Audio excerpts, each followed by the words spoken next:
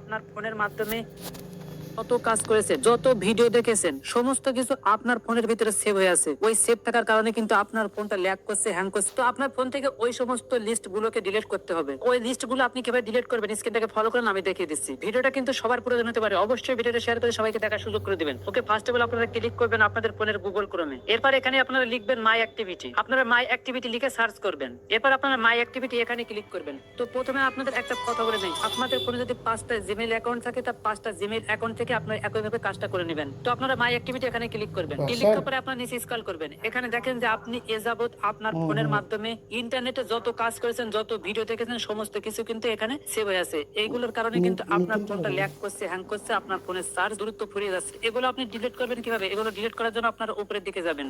এখানে দেখেন যে ডিলিট অপশন আছে, আপনারা এই ডিলিট অপশনে ক্লিক করবেন। এরপর এখান থেকে আপনারা অল টাইম এই অপশনটা সিলেক্ট করে নেবেন। এখানে আসলে আপনি দেখতে পারবেন যে আপনি ইন্টারনেটের মাধ্যমে কোন কোন সাইটে কাজ করেছেন বা ভিডিও দেখেছেন, সেগুলো কিন্তু এখানে সেভ হয়ে আছে। তো আপনি কি করবেন, আপনি এখান থেকে এই নেক্সট অপশনে ক্লিক করবেন। এরপর এখান থেকে আপনারা এই ডিলিট অপশনে ক্লিক করবেন। এরপর গট ইটে ক্লিক করবেন। ওকে, এখন কিন্তু আপনার ফোনের সমস্ত হিস্ট্রি ডিলিট হয়ে গেছে। তো এই কাজটা আপনি সপ্তাহে একদিন না পারলেও 15 দিন অন্তর অন্তর অবশ্যই আপনার ফোনের সমস্ত অ্যাক্টিভিটি গুলো